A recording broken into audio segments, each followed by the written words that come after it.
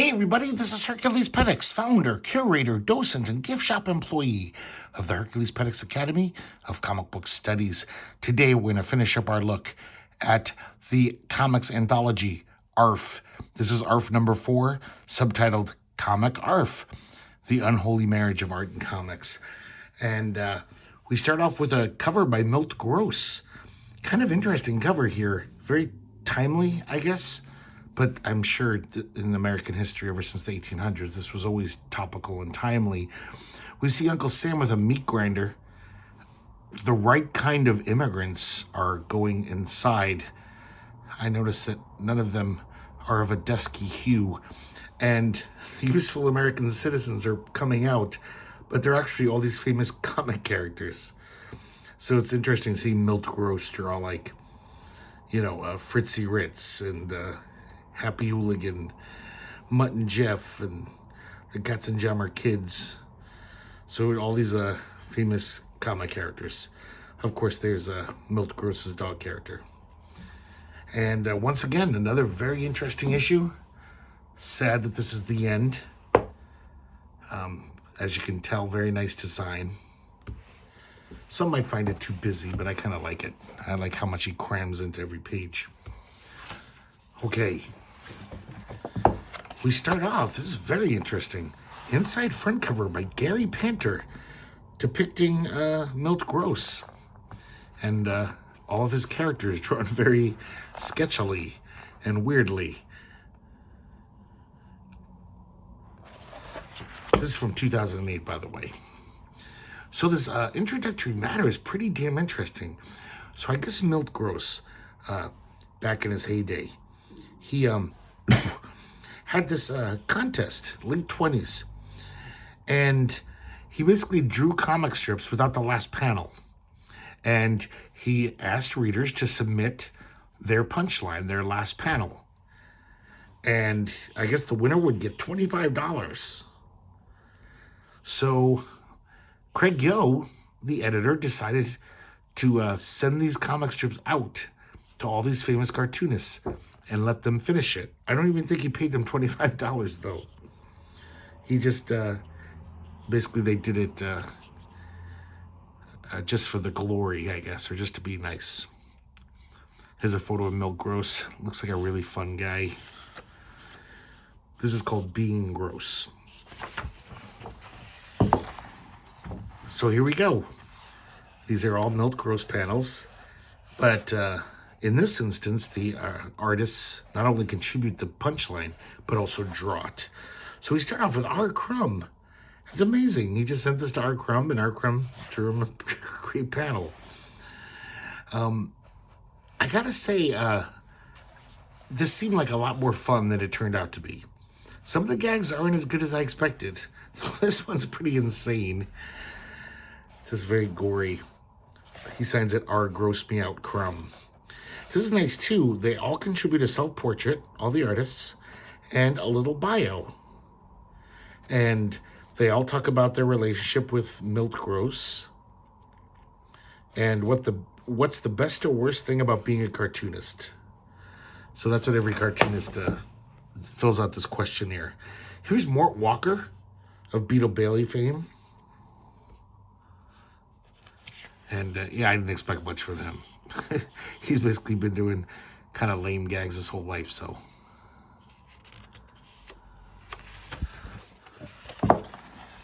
Here's Johnny Ryan. This was pretty Johnny Ryan-esque. I'm hoping you can see these gags. They're almost all silent. His questionnaire is filled out. It's pretty funny.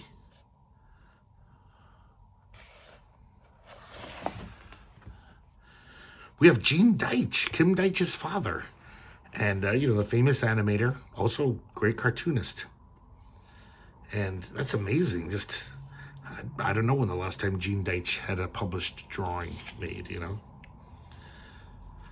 Once again, I love these self-portraits. Just getting an extra little illustration by these great artists. Here's this guy, Dean Eagle. An earlier ARF, we saw his art. He's kind of like a good girl artist. And this one is pretty goofy, pretty dumb. I like this Hunt Emerson one. He goes to town. This whole city's ablaze. And for some reason, the whole city's in the mouth of this creature.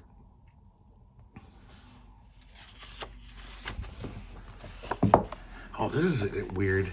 Mike Mignola. Mike Mignola doesn't even try to be funny. He just wants to draw a cool monster. So it's not even really a gag.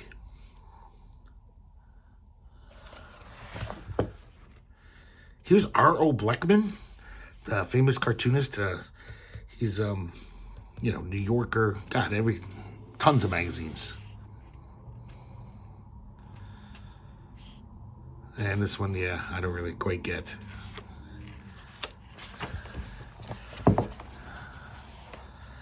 This is amazing. Joost Zwarte, the great cartoonist from the Netherlands.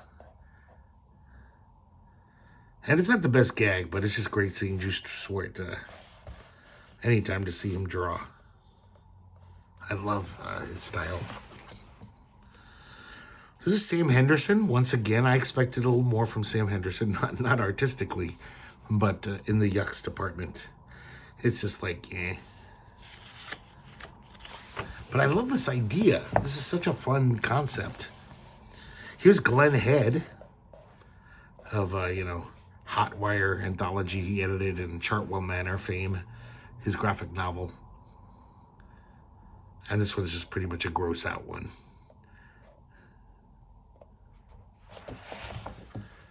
Richard Cilla, the late lamented Richard Cilla.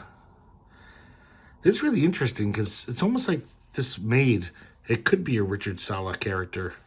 So he doesn't really have to change his style much. This is a pretty odd one. This is an odd punchline. I like that Richard Cilla, I guess, even filling out the questionnaire, it's his lovely lettering here. That amazing style he had for lettering.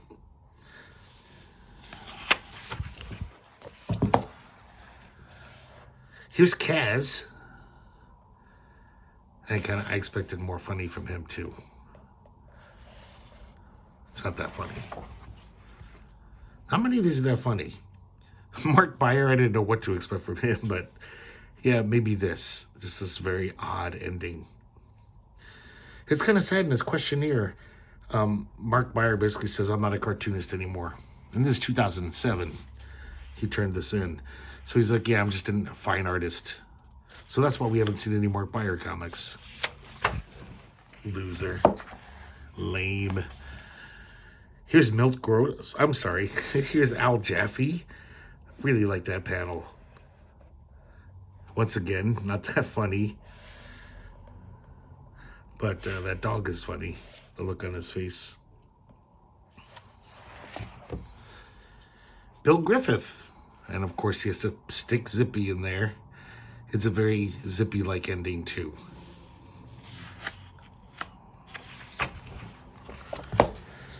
Here's Jaime Hernandez. And this one's not that great. I wouldn't even know that was Jaime. But I think he was trying to draw more cartoony, to be more like Milt Gross. Dennis Kitchen, always a treat. Dennis Kitchen looking very Dr. Seussian here. And kind of a cute little gag, but not that funny once again. Patrick McDonnell of Mutt's fame. Art Spiegelman. Very odd. Very Freudian Oedipal ending here. Matt Groening. This one's another head scratcher. Not that funny. Craig Yo, of course, he's got to get in on the game.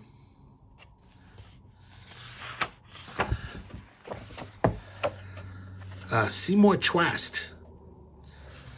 And he's a old-time cartoonist.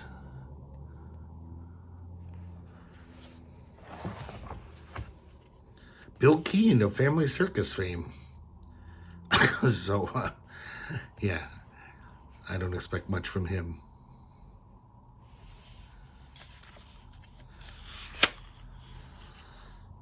And I get what I expected.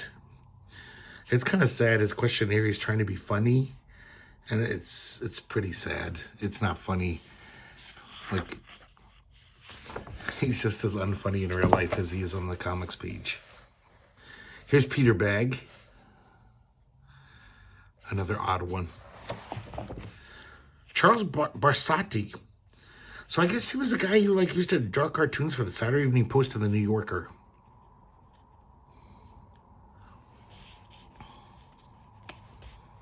Yeah. Arsa Koryak. Definitely putting the work in here. This one's kind of funny. I love that drawing too. Looks like something from an old like children's story magazine. Ivan Brunetti in his artsy fartsy style, where he's not nearly as funny anymore. And now he barely even draws comics.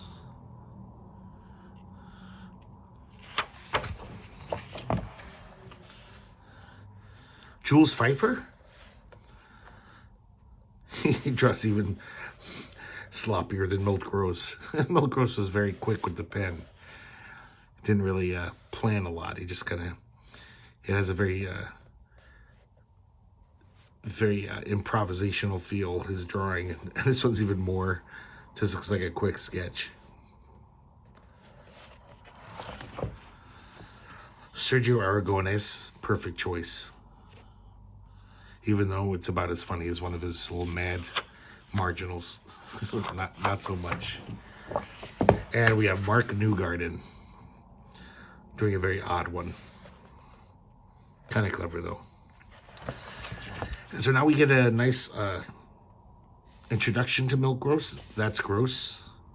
Continuing. He looks like a great guy. He's got an angel face. So I don't know why they reprint the cover art image again. Kind of a waste of a page. But it's still very interesting though. And this is nice, all this weird minutia.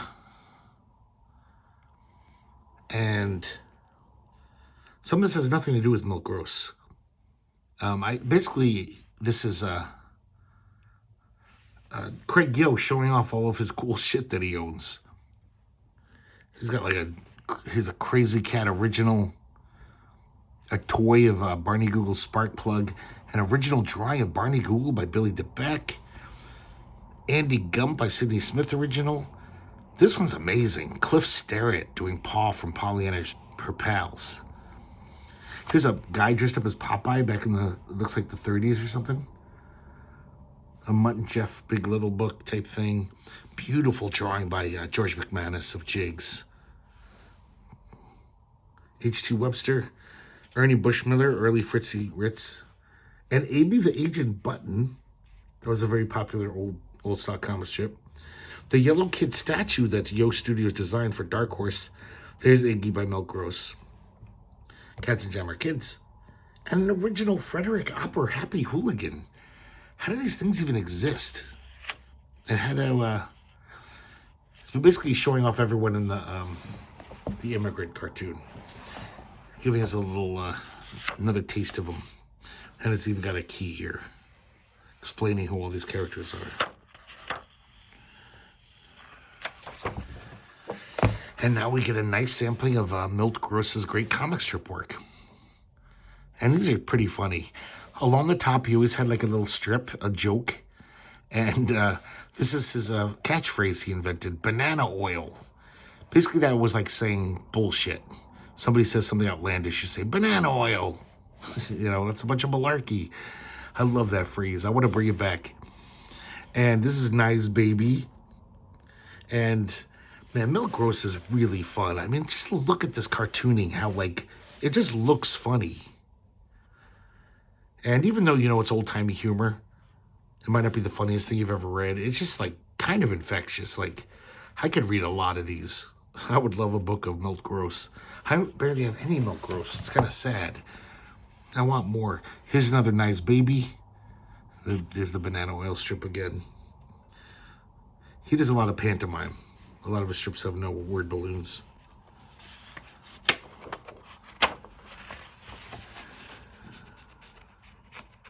I think these pages, yep. Another nice baby.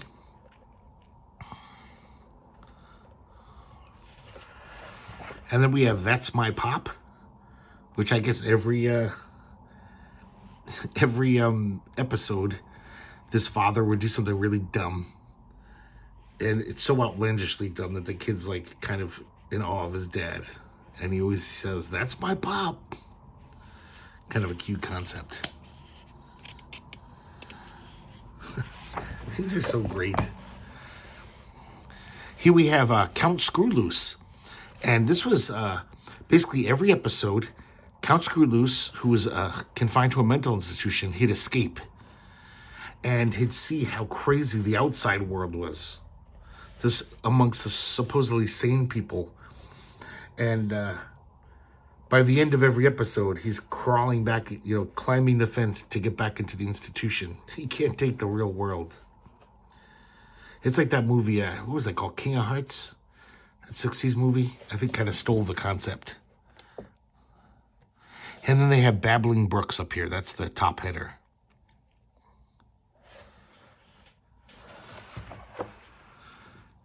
Same thing on this page. Yeah, this is such a great concept, Count Screwloose. Because, it's just totally is this great satire of society. Every week, he goes out into the world and just sees how stupid people are. This strip needs a comeback now. It's really needed. It would be quite cogent at this point. So now we have Count Screwloose on the top header here. And just doing a little gag. And That's My Pop on the bottom. Another That's My Pop.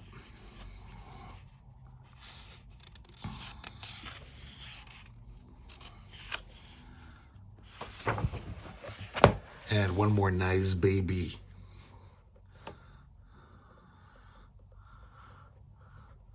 Lots of physical humor in these.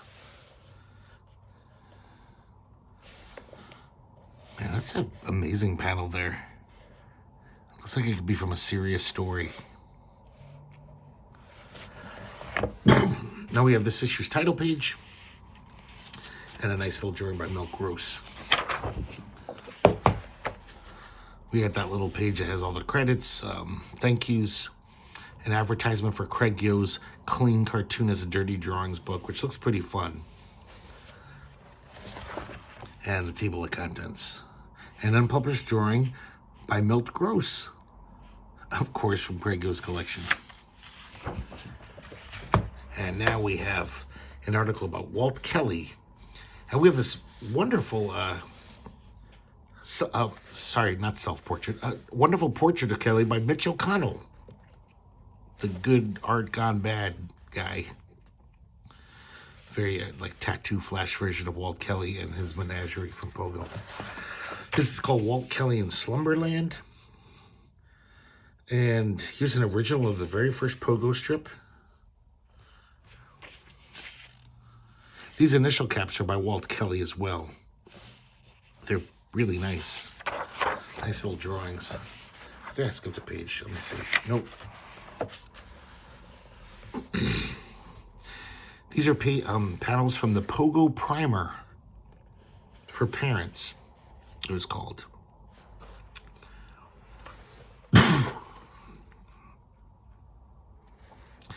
And the main attraction here is, I guess he did this comic as a pamphlet for the Department of Health, Education, and Welfare.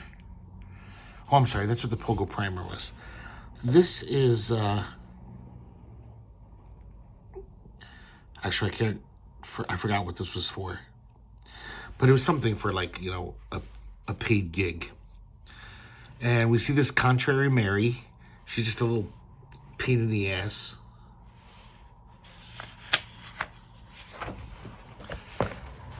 And she kind of has this, like, goes on this little journey. This angel comes, flies her around, and she sees all these versions of herself who are contrary. And they're being pains in the ass. So she's getting annoyed. Look at this dog with her face. I like that one. She meets another little version of herself. Oh, I love this house that looks like her. That's really kind of horrifying. That's kind of scary. And she meets all these crazy characters. This kangaroo, a boxing kangaroo. Look at these scary versions of her all chasing her. Kind of nightmarish. And of course, it all turns out to be a dream. And she runs to her mother and says, "Mother, I'll never be contrary again."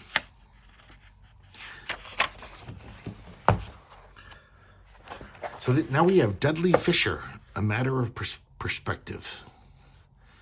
These are really interesting initial caps here. They're all like the overhead view of a room from bird's eye view, kind of a high angle, because that's what Dudley Fisher, that was his whole shtick.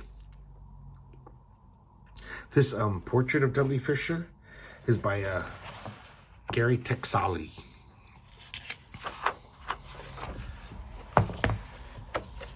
Here's a doll of one of his characters, kind of the breakout star of the strip. Here's Dudley Fisher with Steve Canyon.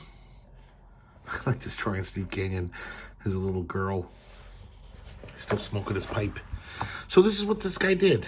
See how the angle, it's almost like Zaxxon, the video game. It's that kind of, 3/4 angle. And these were basically, it's almost like the early Yellow Kids. Just lots of funny jokes thrown in. Not really sequential. It's just a big panel, and everyone's telling goofy, kind of corny jokes, to be honest, for the most part. But, back then it was probably pretty funny. But nice drawn. Definitely nice cartooning. So everyone, they're in an art gallery. They're in a museum. This trip was called Right Around Home. I do like the way he crams in all this fun stuff. It's almost like a Richard Scarry children's book where there's just so much to look at. I wonder if Jeff Darrow grew up reading these.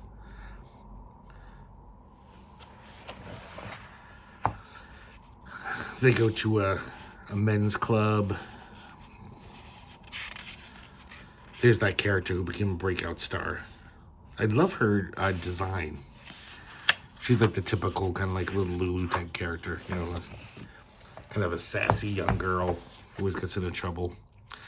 At the beach,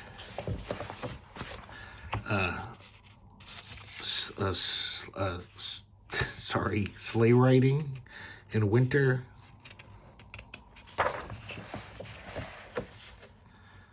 At a soda fountain. These are kind of interesting to see, too, for the time machine aspect. It is very much like you're seeing how people lived back then. The things they did.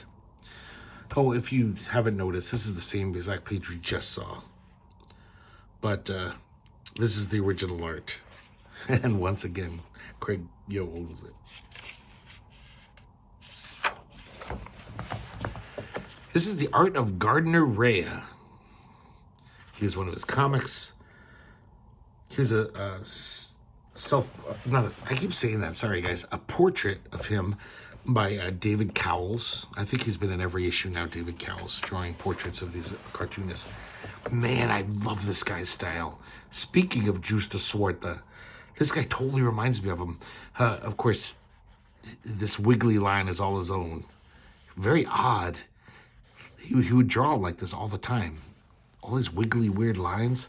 But look at the use of negative space here. That's what really reminds me of Justa Suarta. It's like clean line. It's ligne clair, or however you say that.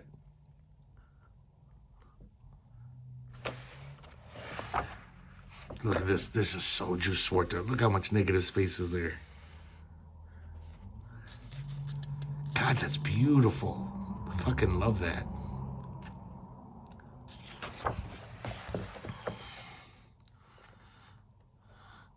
I gotta get a book of this guy's stuff. Like this one. It says, you ever notice how much your aunt looks like South America? This woman with this huge bust. It kind of does. And once again, look at the negative space here, but this one's more illustrative. This one's so gorgeous. Just the way that, like, he mentions in the little introduction, he was a master of spotting blacks to lead your eye. Look at this. And then bam, here's the money shot portion. Oh God, this is nice. This guy's a wonder. Doing the old desert island gag. Of course, they're never that great. It's been done too much. A little sequentiality here. And here's another sequential one. Basically a full page strip. This is about Paul Whiteman, the early jazz guy. Some little spot cartoons. And a lot of these I barely get. Or I kind of get, and I'm just like, it's not very funny. Oh, this is so good. See, look at the beard, the black hair. You can't help it, like, look at him.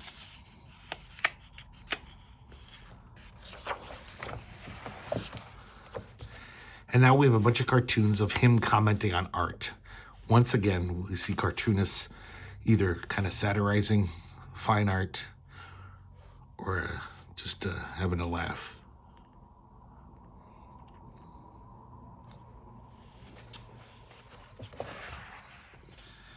This one's so much fun. We see this artist as opening. So we see all this like kind of abstract expressionist women, pictures of this woman. And he says, let me introduce you to my wife, the model. And she looks just like that. She actually does look like she was drawn by Picasso or something. It's been done before, but it's still kind of funny.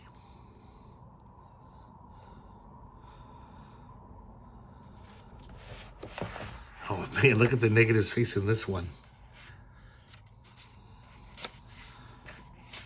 God, I love this guy. Gardner Rea. R-E-A.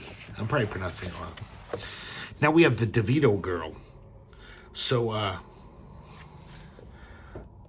the DeVito girl, he was a Spaniard. And I believe he was doing these, like, all through, like, the, kind of the middle point of the 20th century. 40s, 50s, 60s. He was a DeVito portrait contributed by Nate Williams here.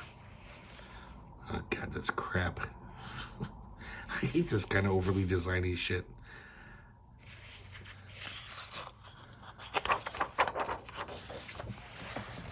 And here we go. I got to be honest, I'm not a fan of this guy. His style doesn't do much for me. But they're all kind of girly cartoons, like the kind that would be in Playboy. But I guess he was, like, just so known in his country. Everyone knew, like, he was almost like Vargas.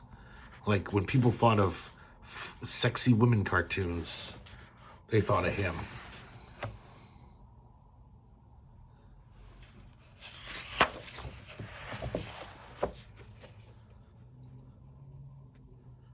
They're kind of fun, but yeah, style doesn't really thrill me.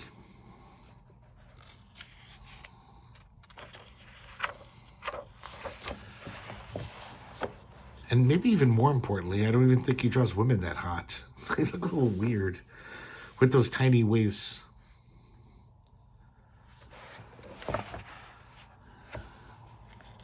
And their faces are kind of bizarro.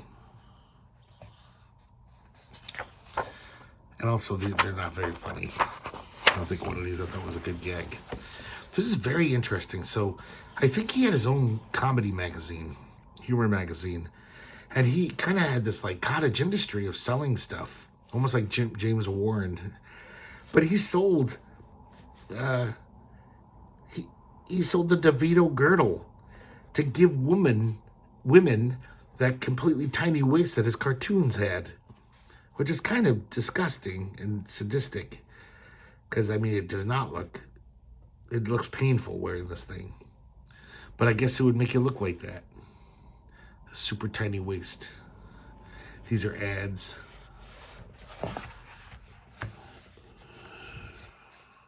Here's an ad for a fan that he drew the cartoon for. More of these saucy cartoons. I guess they're not that saucy. They're pretty tame. And now we have Archdale. And this portrait is by David Golden. This is pretty nice.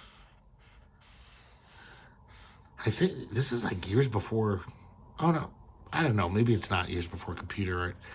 But I think he did this old school technique. This looks pretty damn good.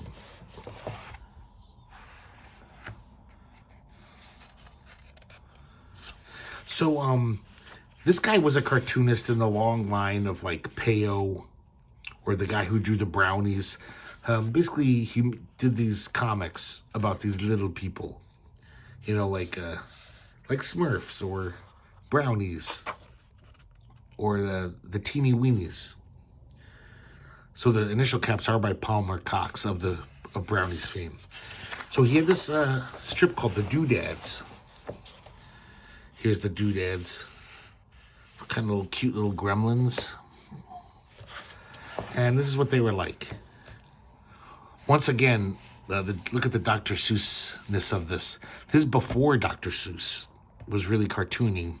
So a lot of people over the years would say, you know, Theodore Geisel, you must have looked at this shit. You must have been influenced by this stuff. So kind of fun. I can imagine if you were a little kid, once again, Richard Scarry, like, just all these little hijinks going on, little sight gags, kind of slapstick humor, kind of like the Smurfs.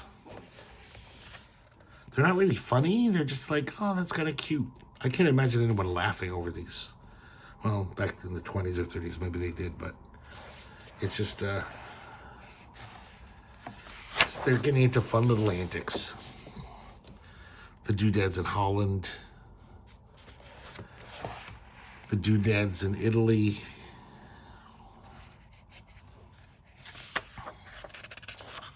Kind of cute. And then they had a daily strip for a while. So each 4 panels is one strip. That's why there's these dividing circles. And these are pretty much, you know, like what you expect from a daily comic strip. Just cute little jokes, you know. Nothing that funny. Mostly it's just like slapstick humor. But pretty well drawn. The Billy Goat's knocked over his ladder. Seems that kind of humor. Just like, oh wow. It's not really knee slappers. He's attacked by crows. Here we have part 4 of Cartoonists Go to Hell. And this focuses on Bob Powell. And this one's really good. These initial caps are pretty nice. They were made especially for art by Aaron Elfrey. So this is a pre-code horror comic they're going to reprint. I should mention this portrait is by P.J. Fiddler. Once again, this just too much designiness. Just give us a nice drawing. There's Bob Powell in World War II. And this is the cover of the comic that we're about to read.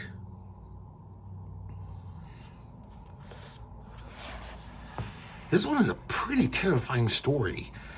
It's I believe he wrote and drew it. Pit of the Damned. So we see this guy, he owns a carnival. He figures, I'm gonna drum up business by making the scariest haunted house.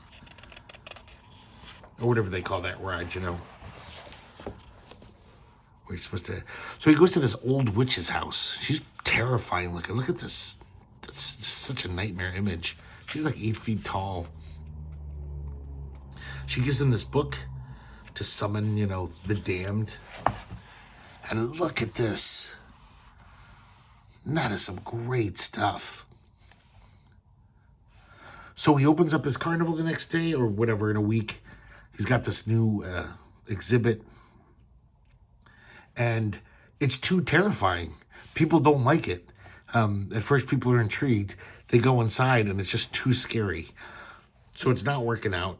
It's even his workers won't go inside. And so this guy, God, I love that panel.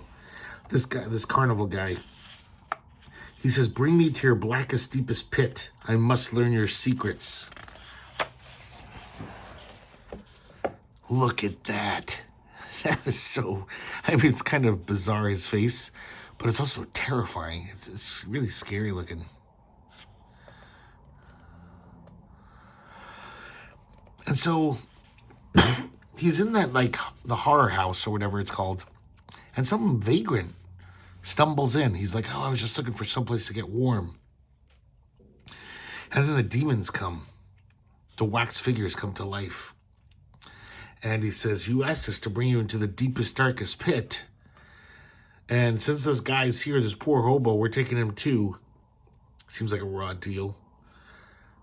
Another great panel there as they're flung into this vortex that brings them down to hell. Look at this excellent cartooning. It's like totally like Wrightson or Plug or something. Beautiful stuff. And these are the originals, guys.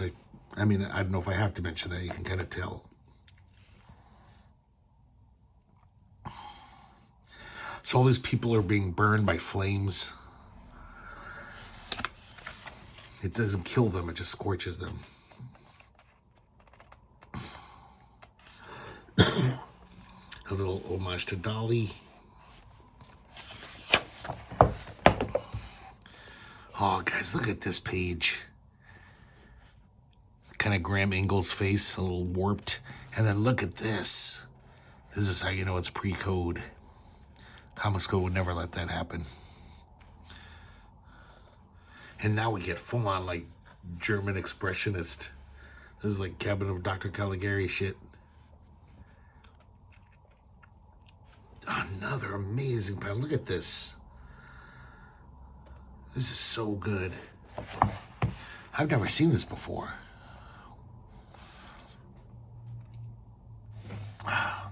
It's amazing.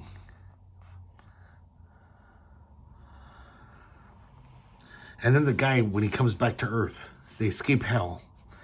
He realizes that he's created a hell on Earth, his very own land of the damned, and I am its king. And I will never leave it. He's obviously gone mad. The hobo escapes, and the whole, this place called House of Mystery, it totally burns down.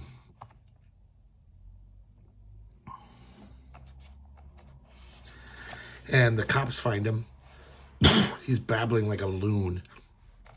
And somebody says, "I hope there's nobody left inside that inferno." And it's such a weird ending. The last panel is him just yelling, "Inferno, inferno, inferno." So it's obviously his mind is snapped. But I guess, he's like, yeah, he's been to hell. Of course your mind would snap. Outstanding stuff. Yeah, I wish Bob Powell wrote more. They mentioned that he rarely did. But every now and then, he just would write his own script. And this is so much scarier and better than so many of those pre-code horror. I mean, those things are fun as hell. But they're very dopey, most of them. But that's genuinely terrifying. And so now we have more Craig Yo stuff with a special guest intro by Glenn Head. And we get a beautiful Danny Hellman interpretation of Craig Yo. Boots and Puss. And now we get more of Craig Yo's crazy Rick Griffin meets Dr. Seuss stuff. And this one is just full on, just psychedelia. This could be in Zap. Extreme It Up, I guess it's called. Really fun stuff.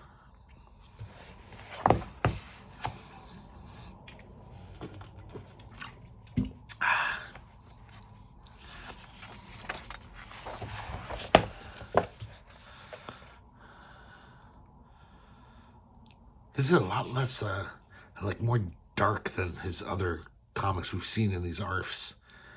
Like, you know, he's using this kind of charcoal shading.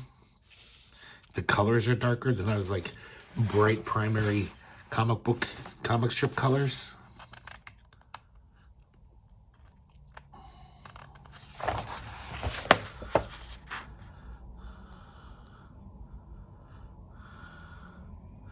But then for this inside back cover, the colors pop like hell. Look at these colors.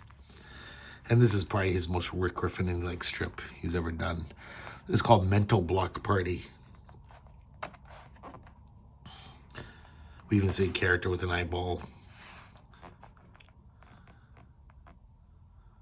This is fun. I love these colors. That's really nice stuff. So there you go, guys.